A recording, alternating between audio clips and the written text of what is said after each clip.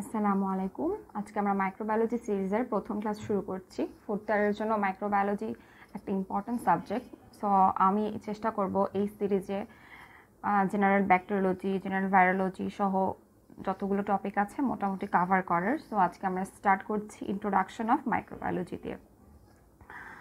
So microbiology সম্বন্ধে কথা বলতে গেলে প্রথমে আমরা বুঝি আগে যেটা হচ্ছে মাইক্রোবায়োলজি এই ওয়ার্ডটা কী মিন করছে। সো আমরা মাইক্রোবায়োলজি ওয়ার্ডটা যদি দেখি তাহলে আমরা বুঝতে পারবো যে এখানে আমরা কী নিয়ে কথা বলছি। সো এখানে আমরা দেখছি তিনটা ওয়ার্ড আছে, micro, bio and লজি।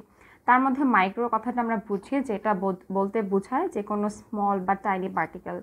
And bio কথাটা মেইনলি এসেছে এই বায়োস ওয়ার্ডটা থেকে, যেটার মিনিং হচ্ছে লাইফ। অ্যান্ড লজি কথাটা এসেছে লোজোস থেকে, অ্যান্ড লোজোসের মানে হচ্ছে নলেজ। সো আমরা যদি আক্ষরিক অনুবাদ করতে চাই তাহলে সেখানে আমরা পাবো নলেজ অ্যাবাউট স্মল লাইফ। এখন আমি যদি চেষ্টা করি যে এটাকে একটু সুন্দরভাবে বলার, তাহলে আমি এটাও বলতে পারি the study of living thing. তাহলে এটাই দাঁড়ালো যে মাইক্রোবায়োলজি হচ্ছে আমরা যদি কোনো মাইক্রো পার্টিকেল বা মাইক্রো অর্গানিজম, যেটা হচ্ছে খুবই ছোট এবং যেটার মধ্যে অবশ্যই জীবন থাকতে হবে, সেই জিনিসটা নিয়ে যেই সাবজেক্টে আলোচনা করব সেটাই হচ্ছে মাইক্রোবায়োলজি। সো নেক্সটে আমাদের যেটা জানা দরকার সেটা হচ্ছে যেখানে অ্যাকচুয়ালি কী নিয়ে কথা বলা হয়। মাইক্রোবায়োলজি জিনিসটার মধ্যে কি শুধুমাত্র ইউনিসেলুলার জিনিস থাকবে, নাকি অকোষীয় থাকবে, বা কী ধরনের থাকতে পারে। তো এর মধ্যে মেইনলি আমরা তিনটা জিনিস নিয়ে কথা বলি। ইউনিসেলুলার, ইউনি মিনস সেলুলার, মিনস হচ্ছে যেখানে একটা সেল থাকবে। মাল্টিসেলুলার মানে হচ্ছে যেখানে অনেকগুলো সেল থাকবে। এখন এই মাল্টিসেলুলার জিনিসটা দুই ধরনের হতে পারে। একটা হতে পারে কলোনি ফর্মিং, যেটা ওরা কলোনি ফর্ম করে থাকতে পারে, অথবা কিছু হতে পারে যারা হচ্ছে কমপ্লেক্স, যাদের অনেকগুলো সেল থাকবে এবং তারা একটা কমপ্লেক্স মাল্টি সেলুলার ফেজে থাকবে। এখন কলোনি ফর্মিংয়ের মধ্যে আমরা জানি অসংখ্য ব্যাকটেরিয়া থাকতে পারে যারা কলোনি ফর্ম করে থাকে, এবং কমপ্লেক্স যেই মাল্টিসেলুলারগুলো আছে তার মধ্যে যেই সব আমরা যেখানে মাইক্রোবায়োলজি নিয়ে কথা হলো সেখানে মূলত হেলমেনথিস আছে। সো এই জিনিসগুলো নিয়েই থাকবে, সেটা হচ্ছে কমপ্লেক্স মাল্টিসেলুলার। অ্যান্ড অ্যাসেলুলার মানে হচ্ছে যেখানে কোনো সেলই থাকবে না। সো এটা খুবই ইম্পর্ট্যান্ট একটা জিনিস। অ্যাসেলুলারের এক্সাম্পল যেটা হচ্ছে ভাইরাস নিয়ে আমরা যখন ভাইরোলজি পড়বো সেখানে তো ডিটেলসে কথা বলবো, তার পাশাপাশি আমরা আজকেও চেষ্টা করব ভাইরাসের কিছু বেসিক কথাবার্তা বলতে। সো এখানে আমি সামগ্রিকভাবে বলে ফেললাম, সেটা হচ্ছে মাইক্রোবায়োলজিতে কিছু স্মল লিভিং অর্গানিজম নিয়ে আমরা কথা বলবো, এবং যেখানে যে অর্গানিজমগুলো হতে পারে ইউনিসেলুলার, হতে পারে মাল্টিসেলুলার, বা হতে পারে তাদের কোনো সেলই থাকবে না। নেক্সট টপিক, ওকে। সো নেক্সট টপিক সেটা হচ্ছে মাইক্রো অর্গানিজম। আমরা ওখানে কথা বলেছিলাম মাইক্রোবায়োলজি ওয়ার্ডটা নিয়ে, এখন আমরা কথা বলবো মাইক্রো অর্গানিজম নিয়ে। আমরা কাদেরকে মাইক্রো অর্গানিজম বলবো? আমরা কিন্তু সবাইকেই মাইক্রো অর্গানিজম বলবো না, যারা আমাদের এই মাইক্রোবায়োলজির মধ্যে যাদেরকে নিয়ে আমরা পড়বো। যেমন ভাইরাস, আমি কখনোই ভাইরাসকে বলতে পারবো না যে ভাইরাস একটা মাইক্রো অর্গানিজম, কারণ সেখানে মাইক্রো অর্গানিজমের যে ক্যারেক্টারিস্টিক থাকার কথা সেই ক্যারেক্টারিস্টিক অ্যাবসেন্ট আছে। সো আমরা ভাইরাসকে কখনোই বলতে পারবো না যে ভাইরাস আর মাইক্রো অর্গানিজম। সো এখানে কি কি ক্যারেক্টারিস্টিক আমরা পাবো? আমরা প্রথমেই পাবো যে অফকোর্স মাইক্রো অর্গানিজমটাকে কী হতে হবে? লিভিং অর্গানিজম হতে হবে, সেটাকে অবশ্যই লিভিং হতে হবে। ওকে, সো এটাকে লিভিং হতে হবে, এবং তারা হতে পারে খুবই ছোট, যখন তাদেরকে দেখতে আমাদের মাইক্রোস্কোপ লাগতে পারে, অ্যান্ড তাদেরকে আমি মাইক্রোবো বলতে পারি। সো মেইনলি আমরা এখানে বুঝলাম যে micro organism are the living organism. আমরা এখন মাইক্রো অর্গানিজম এবং মাইক্রোবায়োলজি দুটো জানার পরে আমরা কিছু টার্মিনোলজির কথা বলবো, যে টার্মিনোলজিগুলো আমাদের জানা থাকা দরকার। যেরকম ব্যাকটেরিওলজিতে আমরা ব্যাকটেরিয়া নিয়ে আলোচনা করব, ভাইরোলজিতে ভাইরাস, মাইকোলজিতে মেইনলি ফাঙ্গাস, মাইকোলজিতে আমরা ফাঙ্গাস নিয়ে আলোচনা করব, এবং প্যারাসাইটোলজিতে দুটো জিনিস, সেটা হচ্ছে হেলমেনথিক্স এবং এটার সঙ্গে থাকবে প্রোটোজোয়া। আমরা হেলমেনথিক্স এবং প্রোটোজোয়া নিয়ে আলোচনা করব প্যারাসাইটোলজিতে। আর ইমিউনোলজিতে এইসব মাইক্রো অর্গানিজমের জন্য অ্যাজ এ হোস্ট যে ডিফেন্স মেকানিজমগুলো কাজ করবে, যে মেকানিজমে, সেগুলো নিয়ে আমরা কথা বলবো ইমিউনোলজিতে। এখন আমরা একটা ছোট্ট জিনিসের কথা বলবো।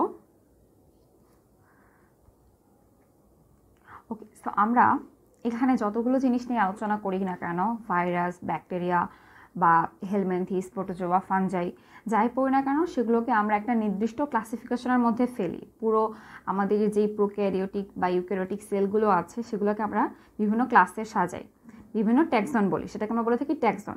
বিভিন্ন ট্যাক্সনে সাজাই, তার মধ্যে অনেকগুলো হতে পারে, যেমন কিংডমের পরে ফাইলাম থাকতে পারে, ক্লাস, অর্ডার, ফ্যামিলি, জেনাস এবং সঙ্গে আছে স্পিসিস। আমাদের জন্য যে দুটো জিনিস মেইনলি ইম্পর্ট্যান্ট সেটা হচ্ছে জেনাস এবং স্পিসিস, কারণ আমরা যখন নমিনক্লেচার করব যেমন কোন একটা ব্যাকটেরিয়ার, সেই ব্যাকটেরিয়াতে বাইনমিনাল নেম থাকবে, সেটার একটা পার্ট থাকবে জেনাস আর একটা পার্ট থাকবে স্পিসিস। সো এই দুটো জিনিস আমাদের জন্য বেশি ইম্পর্ট্যান্ট। এখন আমরা কিংডমে চলে যাব যে কিংডমের মধ্যে কোন কোন কিংডম আমাদের ডিজিজ করতে পারে। এটার মধ্যে আমরা প্রথমেই পাবো প্রোক্যারিওটিক। সো প্রোক্যারিওটিকের মধ্যে আমরা এখানে ব্যাকটেরিয়া পাবো এবং সঙ্গে ভাইরাসও পাবো। ব্যাকটেরিয়া তো প্রোক্যারিওটিক সেল এবং এর পাশাপাশি আমরা এখানে ভাইরাসও পাবো, যেহেতু ভাইরাস একটা অ্যাসেলুলার থিং। অ্যান্ড ফানজাইয়ের মধ্যে আমরা ইস্ট পাবো এবং মোল্ড পাবো। প্রোটিস্টার মধ্যে আমরা প্রোটোজোয়া ক্লাসের যে সকল মাইক্রো অর্গানিজম আছে তাদেরকে পাবো এবং অ্যানিম্যালের মধ্যে আমরা হেলমেন্থিক্স পাবো। এখন আমরা চলে আসবো আমাদের মেইন যে ইনফেকশাস এজেন্ট যেগুলো আমাদের বডিতে ডিজিজ করতে পারে তাদের কাছে। সো ইনফেকশাস এজেন্টের মধ্যে আমরা অনেক ভাগে ভাগ করতে পারি।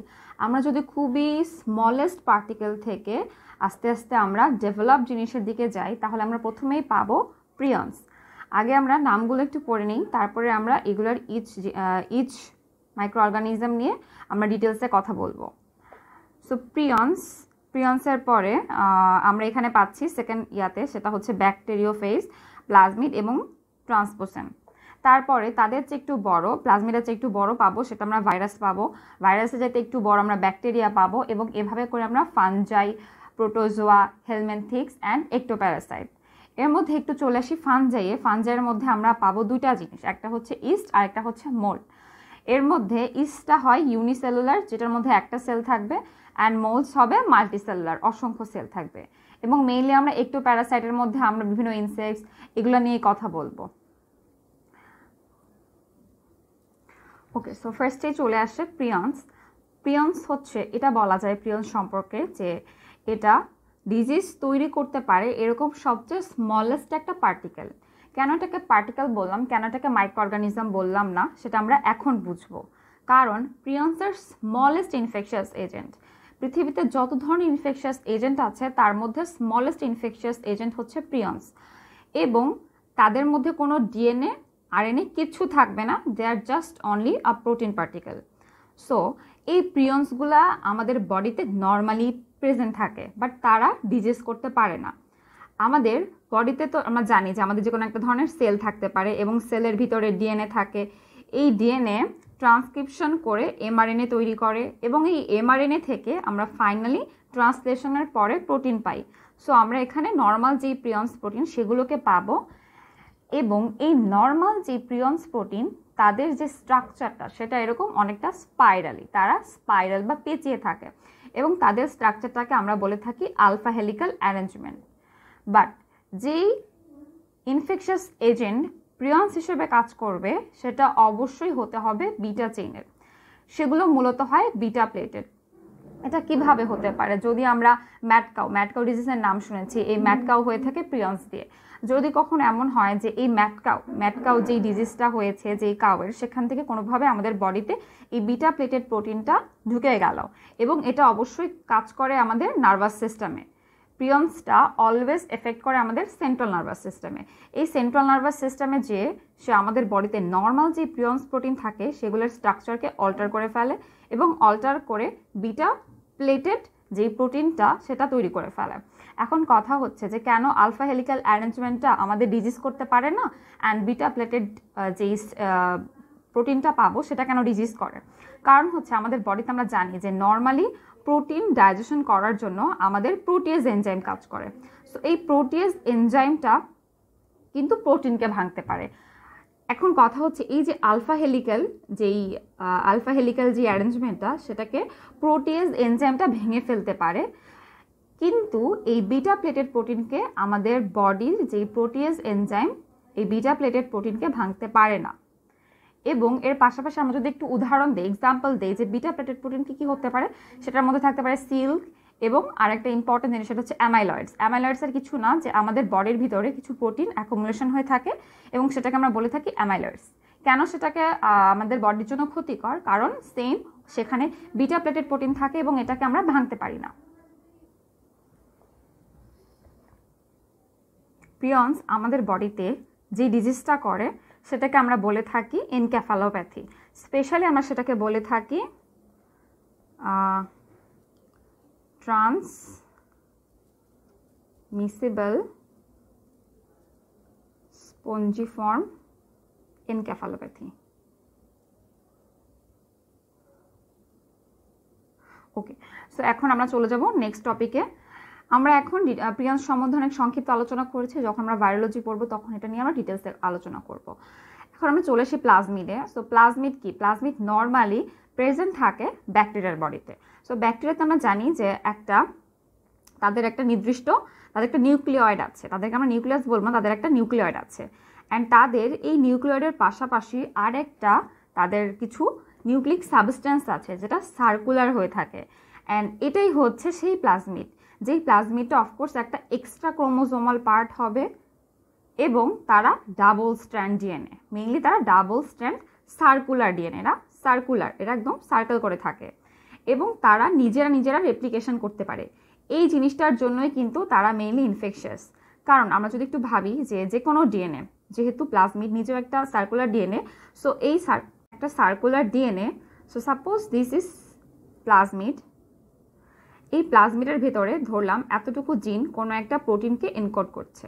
সো যখন প্রোটিনটা সিনথেসিস হবে, সেই প্রোটিনটা যদি আমাদের জন্য টক্সিক হয়, অফকোর্স সেই প্লাজমিডটা আমাদের বডিতে ডিজিজ করতে পারবে। এতটুকুই আপাতত। বাট এখানে আমাদের ইম্পর্টেন্স যেটা জানতে হবে যে প্লাজমিডের একটা ক্লিনিক্যাল ইম্পর্টেন্স আছে। সেটা কি? সেটা হচ্ছে এই প্লাজমিডটা ড্রাগ রেজিস্ট্যান্স করতে পারে। প্লাজমিড থেকে কিছু পরিমাণ প্রোটিন সিনথেসিস হয়, তাই না? কারণ হচ্ছে প্রোটিন, আমি যদি বলি যে এনজাইমস আর প্রোটিন। এখন আমরা যখন অ্যান্টিবায়োটিক খাই, যেমন পেনিসিলিন, সেফালোস্পেরিন, সো এই পেনিসিলিনকে ভেঙে ফেলতে পারে এই প্লাজমিড থেকে যে প্রোটিন সিনথেসিস হচ্ছে। সো তারা ড্রাগ রেজিস্ট্যান্স করবে।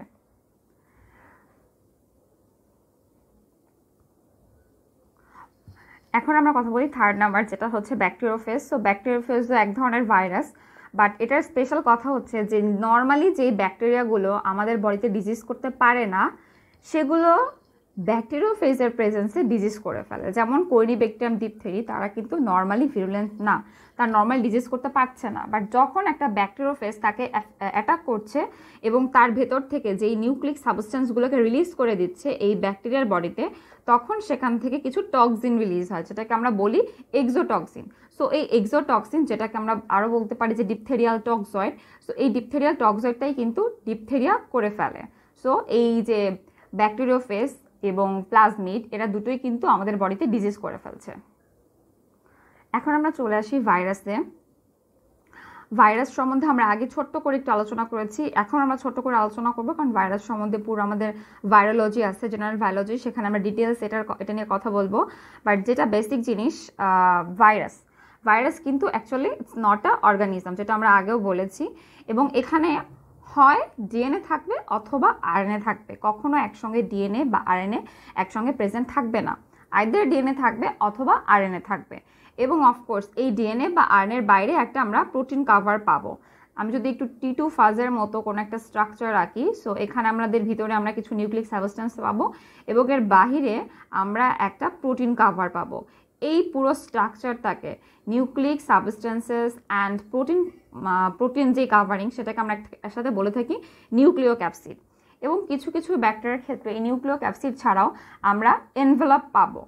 এখন কথা হচ্ছে যে এনভেলপটা অ্যাকচুয়ালি কীভাবে সৃষ্টি হয়, অ্যান্ড এটা কি? এটা আর কিছুই না, এটা হচ্ছে জাস্ট একটা লিপিড বাইলার। আমাদের যেমন যে কোনো সেলের মেমব্রেনে আমাদের যেমন লিপিড বাইলার থাকে, সেরকমভাবে একটা ব্যাকটেরিয়ার বাহিরের দিকে একটা লিপিড বাইলার তৈরি হয়। এখন এটা কখন হয়? যেহেতু ভাইরাস একটা হচ্ছে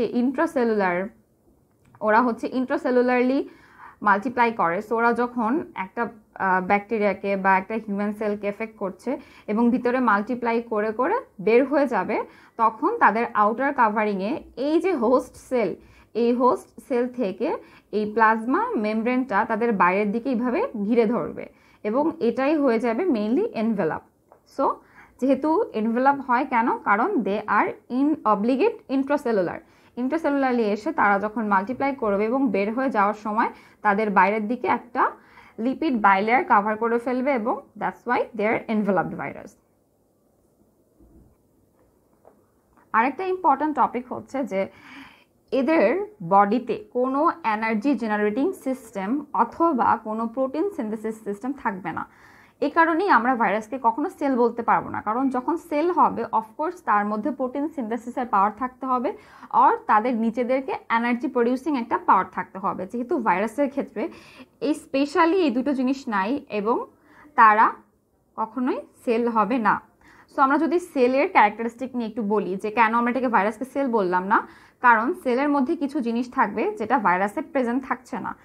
যেরকমভাবে প্রথমেই হচ্ছে যে any structure having nucleus or nucleoid. Cell হতে হলে অবশ্যই সেখানে নিউক্লিয়াস থাকতে হবে অথবা নিউক্লিয়াস না থাকলে নিউক্লিয়েড থাকতে হবে এবং সেই নিউক্লিয়াসের বাহিরে একটা সাইটোপ্লাজম থাকতে হবে, যেটা আমরা জানি ব্যাকটেরিয়াতে থাকে। Capable of having machinery to synthesis protein, এটা খুবই একটা ইম্পর্টেন্ট জিনিস। এই দুটো খুবই ইম্পর্টেন্ট জিনিস, কারণ আমরা ব্যাকটেরিয়াতে জানি যে ব্যাকটেরিয়ার ক্ষেত্রে রাইবোজোম আছে অ্যান্ড এই রাইবোজোমটা প্রোটিন সিনথেসিস করতে পারে। সো এক্ষেত্রে ব্যাকটেরিয়াকে আমি সেল বলছি, বাট ভাইরাসের ক্ষেত্রে এরকম কোনো কিছুই নেই যে তারা প্রোটিন সিনথেসিস করতে পারবে। তারা যে হোস্ট সেলকে এফেক্ট করছে সেই হোস্ট সেল থেকেই তারা প্রোটিন নিচ্ছে এবং সেখান থেকে এনার্জি নিচ্ছে। So virus is not a cell. আর এনার্জির কথা যদি আমি বলি, সেটা হচ্ছে ব্যাকটেরিয়াতে কিন্তু কোনো মাইটোকন্ড্রিয়া থাকে না, বাট তারপরেও ওরা এনার্জি প্রোডাকশন করতে পারে। কিভাবে? ওদের যে বাইরের সেল মেমব্রেন থাকে, এই সেল মেমব্রেনের ইনার সারফেসে ওদের ইলেকট্রন ট্রান্সপোর্ট চেইন থাকে এবং ওই ইলেকট্রন ট্রান্সপোর্ট চেইন দিয়ে তারা এনার্জি প্রোডাকশন করতে পারে। That's why bacteria are capable of providing energy. So আমি অবশ্যই এখানে ভাইরাসকে কখনো সেল বলছি না অ্যান্ড ব্যাকটেরিয়াকে আমি সেল বলছি। এবার চলে আসি আমরা ব্যাকটেরিয়ায়। আমরা ব্যাকটেরিয়া নিয়ে কথা বলছিলাম। সো ব্যাকটেরিয়ার যদি আমি একদম সিম্পল একটা স্ট্রাকচার আঁকি, সেখানে আমরা সার্কুলার একটা ব্যাকটেরিয়াকে আঁকলাম এবং যেখানে আমি একটা সেলের কাভারিং পাচ্ছি এবং আমরা পাচ্ছি কিছু নিউক্লিক সাবস্টেন্স, যেটাকে আমরা বলে থাকি নিউক্লিয়েড। তার পাশাপাশি আমরা এখানে কিছু প্লাজমিড পেতে পারি। ব্যাকটেরিয়ার ক্ষেত্রে ইম্পর্ট্যান্ট সেটা হচ্ছে এই যে ওদের সেল মেমব্রেনটা আছে, এটা খুব একটা ইম্পর্ট্যান্ট জিনিস। কেননা এটা তৈরি হচ্ছে পেপটাইডোগ্লাইকেন দিয়ে। ব্যাকটেরিয়ার সেল ওয়ালটা তৈরি হয় পেপটাইডোগ্লাইকেন দিয়ে এবং এটার ইম্পর্টেন্স এটাই যে এই যে যখন ব্যাকটেরিয়াটা ইনিশিয়ালি একদম যে বেবি ব্যাকটেরিয়াগুলো তৈরি হয়, সেগুলোর যে সাইটোপ্লাজম, সেই সাইটোপ্লাজম এবং একটা অ্যাডাল্ট ব্যাকটেরিয়ার সাইটোপ্লাজম অনেক ডিফারেন্স আছে। এখানে যেই অ্যাডাল্ট ব্যাকটেরিয়ার সাইটোপ্লাজম সেটা হচ্ছে হাইপারটনিক। সো কি হয়, ওরা বাহির থেকে ওয়াটার অ্যাবজর্ব করতে চায় এবং ওয়াটার অ্যাবজর্ব করে করে তারা সোয়েলিং হয়, তাদের সোয়েলিং হয় অ্যান্ড সোয়েলিং হতে হতে তারা কি হয়, একটা পর্যায়ে তারা ব্রাস্ট হয়ে যেতে পারে। বাট এই যে পেপটাইডোগ্লাইকান, এটা কি করতেছে, এই পেপটাইডোগ্লাইকানটা প্রিভেন্ট করতেছে ব্রাস্টিং হওয়াকে। সো এখানে সেল ওয়ালটা খুবই ইম্পর্টেন্ট, বাট এক্সেপশন হচ্ছে মাইকোপ্লাজমা। মাইকোপ্লাজমাতে কোনো ধরনের কোনো সেল ওয়াল থাকে না, সেখানে জাস্ট একটা সেল মেমব্রেন থাকবে এবং ওই সেল মেমব্রেনটা তৈরি হয়ে থাকে স্টেরল দিয়ে।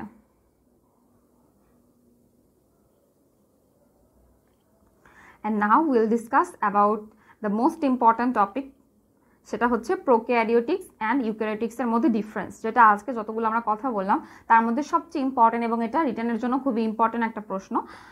প্রথমে আমরা যদি বলি প্রোক্যারিওটিক্স, সো প্রোক্যারিওটিক্সে আমরা যদি ভাঙি, এখানে আমরা দুটো ওয়ার্ড পাচ্ছি, প্রো এবং ক্যারিওটস। সেমভাবে আমরা ইউক্যারিওটিক্সেও দুটো ওয়ার্ড পাচ্ছি, ইউ অ্যান্ড ক্যারিওটস। ক্যারিওটস বলতে বোঝায় নিউক্লিয়াসকে এবং প্রো বলতে এখানে বোঝাচ্ছে বিফোর বা প্রিমিটিভ। দ্যাট মিনস যেখানে নিউক্লিয়াসটা খুব প্রিমিটিভ নিউক্লিয়াস, যেটা ওয়েল ডেভেলপ নয়। বাট ইউক্যারিওটিক এর মধ্যে আমরা ইউ কথাটার মিনিং পাবো, সেটা হচ্ছে নর্মাল বা ওয়েল ডেভেলপড। সো যেখানে ওকে, সো এখন আমরা মেইনলি রিটেনে যেভাবে আমরা বলবো বা লিখবো সেরকমভাবেই এখন আমরা প্রেজেন্ট করার চেষ্টা করছি। আমরা প্রথমে প্রোক্যারিওটিক্স অ্যান্ড ইউক্যারিওটিক্সের মধ্যে সেল টাইপ দুটো নিয়ে আলোচনা করি। সেটা হচ্ছে সেল টাইপটা ইউক্যারিওটিক্সের ক্ষেত্রে হয়ে যাবে অ্যাডভান্সড, কারণ এখানে সব কিছু well developed. But cell type of prokaryotics these are primitive, খুবই বলা যায় যে এটা খুবই প্রিমিটিভ ফেজে আছে, এখনও ভালো করে ডেভেলপ করেনি। নাও দ্য মোস্ট ইম্পর্টেন্ট ক্যারেক্টারিস্টিক সেটা হচ্ছে নিউক্লিয়াসের যেই ক্যারেক্টারিস্টিকগুলো আমরা পাবো, সেখানের মধ্যে আমরা নিউক্লিয়াসটা আমরা এরকমভাবে যদি একটা পয়েন্ট করে লিখি দ্যাট উইল বি বেটার, কারণ আমরা যখন বারবার লিখতে যাব যে এখানে এটা থাকে না ওটা থাকে না, এটা মনে হবে যেন রিপিট হচ্ছে। বাট আমরা একবার একটা মেইন পয়েন্ট দিয়ে সেটার ভিতরে সব কিছু লিখে দিতে পারবো। যেমন অফকোর্স সবার আগে সেটা হচ্ছে যে প্রোক্যারিওটিক্সে কোনো ট্রু নিউক্লিয়াস থাকে না, যেখানে ইউক্যারিওটিক্সে একটা আমরা নিউক্লিয়াস অবশ্যই পাবো। এবং আমরা যদি একটু ব্যাকটেরিয়ার কথা ভাবতে যাই, সেখানে আমরা একটা এরকম করে একটা আমরা নিউক্লিয়েট পেয়েছিলাম। দ্যাট মিনস এখানে যে ক্রোমোজোম থাকে সেটা হচ্ছে সিঙ্গুলার থাকে এবং তারা সার্কুলার করে থাকে। বাট আমরা যদি আমাদের হিউম্যানের কথা ভাবি, সেখানে আমরা 46টা পেয়েছি ক্রোমোজোম। সো এখানে আমরা বলতে পারি যে প্রোক্যারিওটিক্সের ক্ষেত্রে কি হচ্ছে, প্রোক্যারিওটিক্সের ক্ষেত্রে একটা মাত্র ক্রোমোজোম থাকছে, 1 chromosome. But as in eukaryotic animal যেমন হিউম্যান, তাদের ক্ষেত্রে মাল্টিপল ক্রোমোজোম থাকছে। এবং যেটা বললাম, 3rd নাম্বার পয়েন্ট ইজ ক্রোমোজোমটা সার্কুলার ফর ইউক্যারিওটিক্স, অ্যান্ড আমাদের ক্ষেত্রে ক্রোমোজোমটা হবে লিনিয়ার, একদম সোজা হতে পারে, এরকমভাবে থাকবে, গঠনটা লিনিয়ার থাকবে। তারপরে আমরা যদি একটু ভিজুয়ালাইজ করি যে আমাদের ডিএনএটা কীরকম থাকে, আমাদের ডিএনএটা এরকমভাবে একটা প্রোটিন থাকে এবং ডিএনএটা এইভাবে পেঁচিয়ে রাখে। সো এই প্রোটিনটাকে আমরা বলি হিস্টোন প্রোটিন। সো এখানে আমরা অবশ্যই এই হিস্টোন প্রোটিনটা আমরা প্রোক্যারিওটিক্সের ক্ষেত্রে অ্যাবসেন্ট পাবো, বাট আমরা ইউক্যারিওটিক্সের ক্ষেত্রে অফকোর্স আমরা হিস্টোন প্রোটিন পাবো। এবং এখন আমি আরেকটা ইম্পর্টেন্ট ইনফরমেশন যেটা বলছি, সেটা হচ্ছে আমরা নর্মালি জানি যে আমাদের যেই ডিএনএ পোর্শনটা থাকে, সেখানে কিছু কিছু পোর্শন থাকে যেটা ট্রান্সক্রাইব হয়, অ্যান্ড কিছু কিছু পোর্শন থাকে যেটা ট্রান্সক্রাইব হয় না। সো যেই পোর্শনটা অ্যাকচুয়ালি যেই ট্রান্সলেশনের যে কোড সেটা ক্যারি করে, আমরা সেই পোর্শনটাকে বলে থাকি এক্সন, অ্যান্ড যেই পোর্শনটা ট্রান্সক্রাইব হয় না সেটাকে বলে থাকি ইন্ট্রন। এই এক্সন ইন্ট্রন দুটো পার্টি প্রেজেন্ট থাকে ইউক্যারিওটিক্সে, বাট প্রোক্যারিওটিক্সের ক্ষেত্রে শুধুমাত্র এক্সন পার্টটা থাকে। এবং আর একটা কমন যেটা আমরা সবাই জানি যে প্রোক্যারিওটিকের ক্ষেত্রে ওদের কোনো নিউক্লিয়ার মেমব্রেন থাকে না, বাট ইউক্যারিওটিকের ক্ষেত্রে সেটা নিউক্লিয়ার মেমব্রেন থেকে থাকে। অ্যান্ড ফাইনালি যে দুটো জিনিস, সেটা হচ্ছে এদের নিউক্লিয়াস থাকছে না, এখানে নিউক্লিয়াস থাকছে। আর এমআরএনএ প্রোক্যারিওটিকের ক্ষেত্রে যে এমআরএনএ পাবো আমরা, সেটা হবে মনো বা পলিসিস্ট্রনিক। বাট আমরা ইউক্যারিওটিকের ক্ষেত্রে অনলি মনোসিস্ট্রনিক পাবো। সো এই মনো বা পলিসিস্ট্রনিক কথাটা দিয়ে আমরা কি বুঝছি, সেটা হচ্ছে আমি যদি একটু ডিএনএর কথা ভাবি, সো এখানে এরকম যদি ভাবি, সো এই জায়গাটার মধ্যে কি হয়, আমাদের যে এমআরএনএ থাকবে, ডিএনএ থেকে যে এমআরএনএটা তৈরি হলো, সেই এমআরএনএতে ট্রান্সলেশন হয়। সো ট্রান্সলেশনের জন্য ওখানে রাইবোজোম দরকার হয়। সো এটা হচ্ছে রাইবোজোম। সো রাইবোজোম যখন লাগে, এটা একটা এন্ড, এটা একটা এন্ড, সো এখানে ট্রান্সলেশন হবে না এরকম কিছু পার্ট থাকে। এবং ইউক্যারিওটিকের ক্ষেত্রে এরকম পার্ট অনলি একটা থাকবে। সো ওই জায়গাটার মধ্যে রাইবোজোম এসে লাগবে এবং এটা এভাবে করে চলতে থাকবে। বাট প্রোক্যারিওটিকের ক্ষেত্রে এই যেই পোর্শনটার মধ্যে এসে রাইবোজোম লাগবে, এরকম পোর্শন মাল্টিপল থাকবে, তা একটাও থাকতে পারে। সো এখানে যেহেতু প্রোক্যারিওটিকে এরকম আমরা অনেকগুলো প্লেস পাবো যেখানে রাইবোজোম এসে অ্যাটাচ করতে পারে, যেই পোর্শনটুকু ট্রান্সলেশন হবে না, যার কারণে আমরা প্রোক্যারিওটিককে বলছি মনো বা পলিসিস্ট্রনিক, অ্যান্ড আমরা ইউক্যারিওটিককে বলছি মনোসিস্ট্রনিক, কারণ সেখানে একটা মাত্রই প্লেস থাকবে। নাও রাইবোজোমের ক্ষেত্রে আমরা প্রোক্যারিওটিকের মধ্যে পাবো 70S রাইবোজোম, অ্যান্ড ইউক্যারিওটিকের ক্ষেত্রে পাবো আমরা 80S রাইবোজোম। সো এই 70S রাইবোজোমের দুইটা পোর্শন পাবো আমরা। 70S এর ক্ষেত্রে পাবো 30S and 50S, and 80S এর ক্ষেত্রে আমরা পাবো 40S অ্যান্ড 60S। সো অবশ্যই আমরা এটাকে যোগ করে কখনোই 70 পাবো না, বা এখানে যোগ করে 80 পাবো না। এটা সিম্পলি বোঝাচ্ছে যে আমরা যখন সেন্ট্রিফিউজ করব তখন আমরা 50S স্পিড দিলে তখন আমরা রাইবোজোমের এই পার্টিকেলটা পাবো, এবং 30 স্পিড দিলে আমরা এই পার্টিকেলটা পাবো। সেমভাবে এখানেও 60 স্পিডে আমরা রাইবোজোমের আপার পোর্শনের পার্টটাকে পাবো, অ্যান্ড 40 স্পিড দিলে আমরা নিচের পোর্শনটাকে পাবো, এবং 80 এর মধ্যে আমরা এখানে উভয়কেই পাবো, এভাবে পাবো, এবং 70 এর ক্ষেত্রে একইভাবে পাবো। এর পাশাপাশি আরেকটা কমন যেটা দুজনের ক্ষেত্রেই মোটামুটি আমরা সবাই জানি, সেটা হচ্ছে যে membrane bound organelles. So membrane bound organelles are present in eukaryotic cell, but এগুলো অ্যাবসেন্ট থাকবে প্রোক্যারিওটিকের ক্ষেত্রে। আর একটা কথা, যেহেতু এখানে প্রোক্যারিওটিকের ক্ষেত্রে কোনো এন্ডোপ্লাজমিক রেটিকুলাম থাকে না, সো আমরা জানি যে কিছু পরিমাণে রাইবোজোম ফ্রিতেও থাকে, কিছু পরিমাণে রাইবোজোম এন্ডোপ্লাজমিক রেটিকুলামের গায়ে লেগে থাকে এবং এটাকে রাফ এন্ডোপ্লাজমিক রেটিকুলামে কনভার্ট করে ফেলে। সো প্রোক্যারিওটিকের ক্ষেত্রে আমি সকল রাইবোজোম তাদেরকে আমি ফ্রিলি পাবো, বাট ইউক্যারিওটিকের ক্ষেত্রে আমি রাইবোজোমগুলোকে এন্ডোপ্লাজমিক রেটিকুলামের সাথেও কিছু পাবো, আবার ফ্রিতেও পেতে পারি। সো রাইবোজোমটা ফ্রিও থাকতে পারে অথবা বাউন্ডও থাকতে পারে। নাও সেল ডিভিশনের টাইপের উপর ডিপেন্ড করে আমরা প্রোক্যারিওটিকের ক্ষেত্রে দেখতে পাবো যে এদের ক্ষেত্রে ডিভিশনটা খুবই সিম্পল হয়, যেটাকে আমরা বলি বাইনারি ফিশন। অ্যান্ড আমরা ইউক্যারিওটিকের ক্ষেত্রে আমরা বিভিন্ন ধরনের পেতে পারি, আমরা মাইটোসিস পেতে পারি, মিওসিস পেতে পারি, বাট এক্সেপশন হচ্ছে যে ইস্টের ক্ষেত্রে তারা যে ডিভিশনটা করছে সেটা তারা বাডিং প্রসেসে করে। সো এটা একটা এক্সেপশন যে নর্মালি ইউক্যারিওটিক সেল ডিভিশন করে মাইটোসিসের মাধ্যমে, বাট ইস্ট করে থাকে স্পেশালি বাই বাডিং। এবং যেহেতু ওরা মাইটোসিস করে, সো এখানে আমরা মাইটোটিক স্পিন্ডেলটাকে প্রেজেন্ট পাবো বা মাইটোটিক অ্যাপারেটাসকে আমরা প্রেজেন্ট পাবো ইউক্যারিওটিক সেলের ক্ষেত্রে, অ্যান্ড আমরা মাইটোটিক স্পিন্ডেল বা মাইটোটিক অ্যাপারেটাসকে অ্যাবসেন্ট পাবো in case of prokaryotic cell. প্রোক্যারিওটিকের ক্ষেত্রে আমরা অবশ্যই একটা সেল ওয়াল পাবো, বাট ইউক্যারিওটিকের ক্ষেত্রে আমরা সেল ওয়াল পাবো না, ইউজুয়ালি আমরা সেখানে সেল মেমব্রেন পাবো। এক্সেপশনও আছে, আমরা ইউক্যারিওটিকের ক্ষেত্রে সিস্ট যেটা প্যারাসাইট ফর্ম করে থাকে সিস্ট, এবং এই সিস্ট ফেজে আমরা এখানে সেল ওয়ালটা পাবো, অ্যান্ড ফানজাইও আমরা সেল ওয়াল পাবো। স্পেশালি ফানজাইয়ের ক্ষেত্রে সেল ওয়ালটা তৈরি হয় কাইটিন দিয়ে। আমরা যখন প্রোক্যারিওটিক বলছিলাম সেখানে বলেছি যে সেল ওয়ালটা প্রোক্যারিওটিকে প্রেজেন্ট থাকে, বাট এক্সেপশনও আছে, সেটা হচ্ছে মাইকোপ্লাজমা। এই মাইকোপ্লাজমাতে কোনো ধরনের কোনো সেল ওয়াল থাকে না, রাদার এখানে থাকে সেল মেমব্রেন, এবং এই সেল মেমব্রেনের মধ্যে স্টেরল থাকে। যেই সেল মেমব্রেনটা থাকে সেটাই তো ওদের যেই লিভিং ক্যাপাসিটি সেটাকে মেনটেন করতে সাহায্য করে। এরপরে যেই সেল ওয়ালটা আমরা পেয়েছি সেই সেল ওয়ালটার মধ্যে কি থাকে, সেই সেল ওয়ালটার মধ্যে থাকে পেপটাইডোগ্লাইকান, অ্যান্ড আমরা ইউক্যারিওটিকের ক্ষেত্রে সেই পেপটাইডোগ্লাইকান এরকম ধরনের কোনো এলিমেন্ট আমরা পাবো না। এবং এর পাশাপাশি মাইকোপ্লাজমাতে আমরা স্টেরল বলেছিলাম, সো স্টেরলটা আমরা অনলি মাইকোপ্লাজমাতে পাবো, বাট ইউজুয়ালি অন্যগুলোর ক্ষেত্রে আমরা স্টেরল পাবো না। এবং ইউক্যারিওটিকের ক্ষেত্রে আমরা অফকোর্স স্টেরল পাবো, সেটা হিউম্যান সেল হোক বা ফানজাই সেল হোক, আমরা সেখানে স্টেরল পাবো। মেইনলি আমরা ফানজাইয়ের ক্ষেত্রে আর্গোস্টেরল পাবো, অ্যান্ড হিউম্যানের ক্ষেত্রে পাবো হচ্ছে কোলেস্টেরল।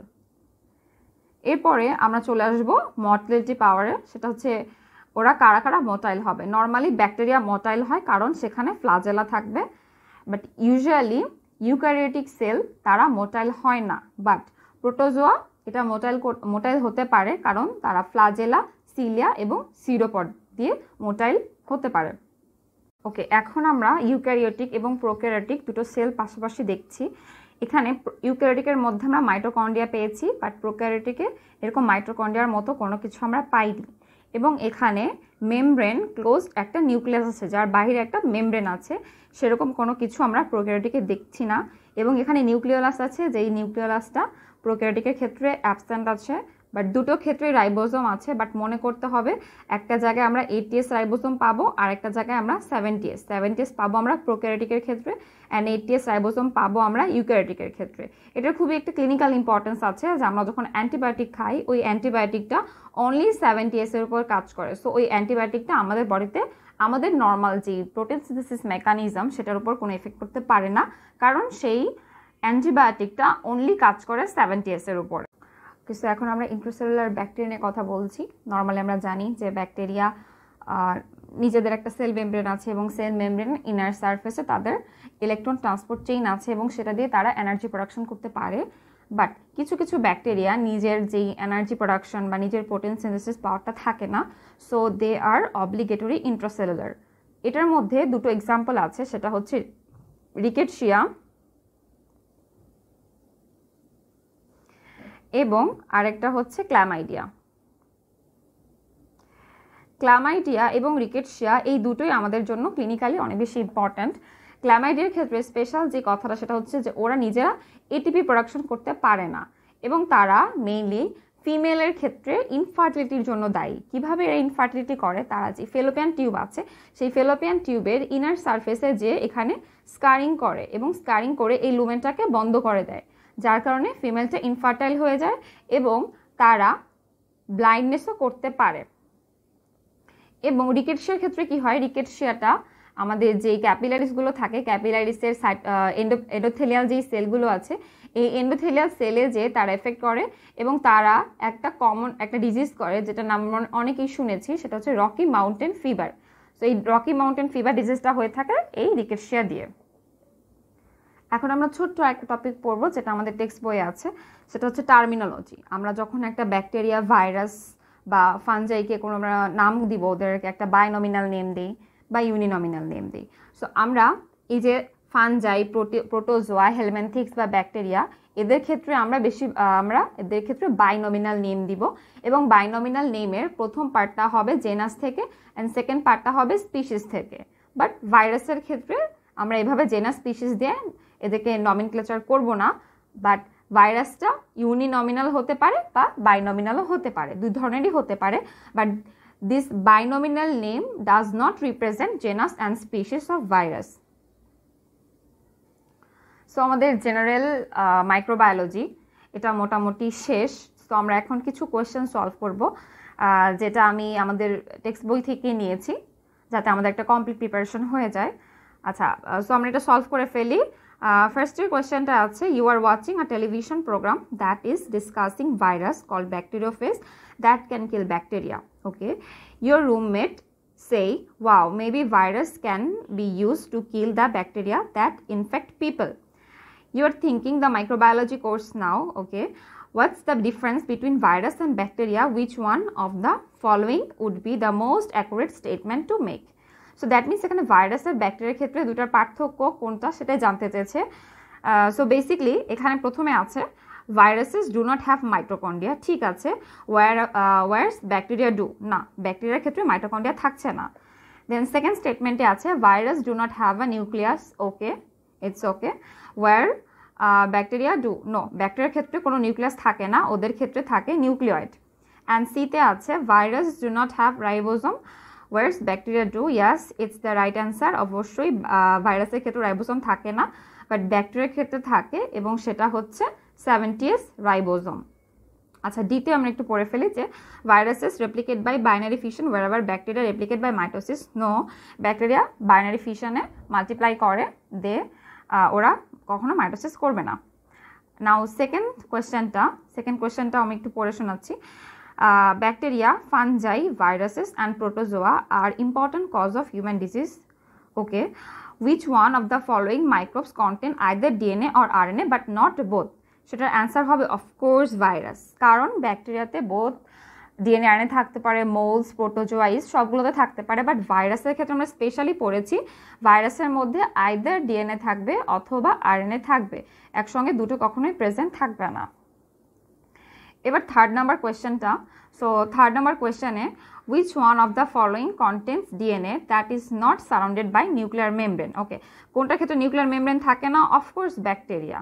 স্পেশালি এখানে আমরা ব্যাকটেরিয়াই বলবো, কারণ ব্যাকটেরিয়ার ক্ষেত্রে সেল ওয়াল থাকে। আমরা এখানে এক্সেপশন চিন্তা করছি না, আমরা এক্স্যাক্টলি অ্যান্সার করছি কমনলি, সেটা হচ্ছে ব্যাকটেরিয়া। ব্যাকটেরিয়ার ক্ষেত্রে সেল মেমব্রেন থাকে না, বাট সেখানে সেল ওয়াল থাকে। সো আজকের ক্লাস এ পর্যন্তই। আশা করি আমি ইন্ট্রোডাকশন অফ মাইক্রোবায়োলজি ভালো করে শেষ করতে পেরেছি। আই হোপ এখন যদি আমরা টেক্সট বইটা পড়ি ইজি লাগবে, এবং যদি কারো সাজেশন থাকে অবশ্যই সেই সাজেশনটা আমি গ্রহণ করব। দয়া করে আপনারা কমেন্টে জানাবেন কোনো সাজেশন থাকলে। ধন্যবাদ।